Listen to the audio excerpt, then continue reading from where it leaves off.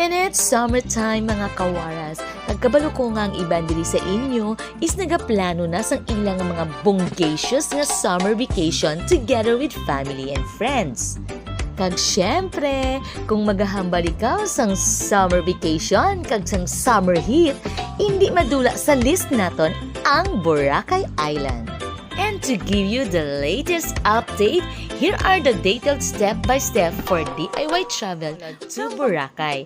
Of course, may ara ka 3 common routes pakadto sa Boracay. Of course, the fastest way option going to Boracay is to book a flight via airlines, Cebu Pacific, Philippine Airlines, or Asia. And the flight time is around 45 minutes or 1 hour. Second route is ferry, so Bacolod to Iloilo. So just go to Bacolod Port and take a fast craft ferry to Iloilo City. So duration is another around 1 hour. After that, Iloilo to Katiklan. So upon arrival at the Iloilo Port, so mangita lang kamo sa tricycle or taxi pakadto sa Tagbak Terminal. Kag may mga bus dito nga going to Boracay or Katiklan. And the third route is sa mga adventurous kag sa mga travelers nga gusto sang road trip like us. So we bring our car and then we paid 1,700 pesos, and then the passenger's fee is 120 pesos for regular. For students and senior citizen is 90 pesos. Kag libre na ang duwa ka passenger sa isa ka salakyan. And approximately the travel is 2 hours sa Dumangas Port. So after 2 hours of travel upon the arrival at Dumangas Port, we traveled 4 hours going to Katiklan Port. So pag abot nyo sa Katiklan, sa port going to Boracay is may ara dira nga pwede niyo ma-inquire about sa salakyan nyo kung diin nyo pwede ibilin.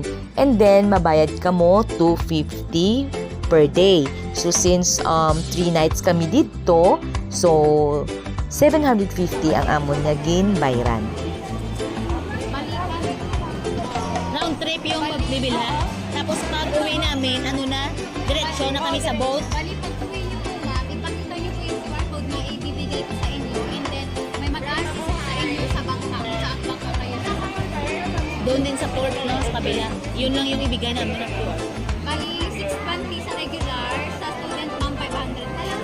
Bali, nakalas po yung student na 100 regular. Pag senior, May senior ID po. So this time, we decided na kumuha na lang ng round trip ticket para less hassle na. At saka QR code na lang yung ipapakita namin kapag bumalik kami ng Katiklan from Boracay. At saka less hassle na rin, hindi na rin kami pipila para kumuha ng number para doon sa boat. And then, hindi na rin kami maglilista ng mga names kasi naka-computerize na. So kung ako sa inyo guys, kapag pumunta kayo dito, mag round trip ticket na rin kayo para less hassle. At saka laki pa ng discount, 100 pesos yung discount sa regular at saka sa student and senior citizen. Kasi yung regular fare nila is 375 each pag one way lang. And kapag kapag nag round trip ticket ka, malaki talaga yung madi-discount mo. so sa diri, pwede ka mo ka-booking di. I-round trip nyo na lang para dito kung magpuli ka mo is hindi na kamo magkuha mga ticket dito, hindi na kamo magawa, diretsyo na kamo may ihatag lang sila ng QR code. So need nyo nga magkuha sang round trip, 600 pesos. 510 ang sa mga senior and student.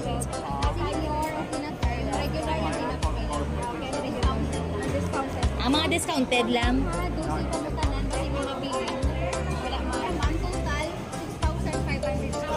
Sundo, mabayad kita for the payment. Diri ka mo makadto sa ticketing counter. So dira, pag sulod nyo, ma-registered ka mo.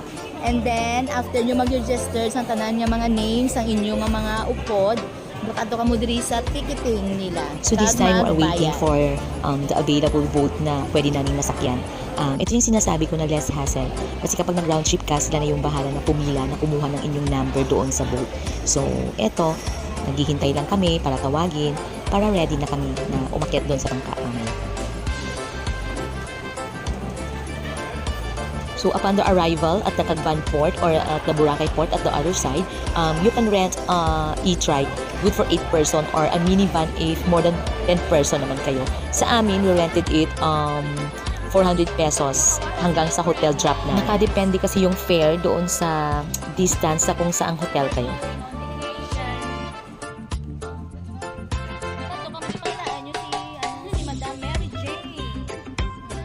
So when you are in Boracay already, hindi nyo pwedeng i-miss yung island day tour doon. Kasi maraming magagandang mga tanawin or magagandang spots na maaari yung pasyalan doon sa Boracay. And may mga rented e-trike sila at saka minivan doon. So pag 8 person kayo, pwede na kayo sa 1,500 kasi minimum siya ng 3 hours, so 500 pesos per hour. So like us na more than 10 person, so nag-rent kami ng minivan na 800 pesos per hour. So we rented it 2,400 sa 3 hours. At saka marami ring mga ibang adventures na pwede nyong gawin doon, like nag-island hopping kami, so we rented it 4,000 pesos yung boat. Tapos may mga island doon na merong mga entrance fee like 150, 300 pesos, so we choose na lang doon sa mga island na wala siyang entrance fee. So meron din naman. And of course, meron ding mga marami pang mga adventures na pwede nyo gawin like banana boat, mga jet ski, like mga ganung mga bagay na mai-enjoy nyo talaga yung summer nyo. A simple reminder or important tips kapag nagbabiyahe kayo from your Kawaras. Book in advance, especially during peak seasons, Christmas, Holy Week, summer. So book ferry and bus tickets or flights early. And of course, don't forget to bring water, snacks kapag nagdo-road trip kayo para may makain naman kayo at hindi kayo magutom. At syempre, dapat dalhin niyo yung mga necessary document like ID kasi sayang naman yung mga discount. And check the schedules of ferries and bus schedules may change, so confirm before traveling.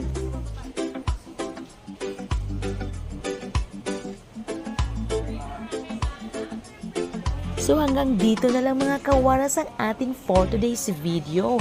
I hope nakatulong sa inyo yung ating pa-DIY travel to Boracay, including the 3 common routes. Goodbye!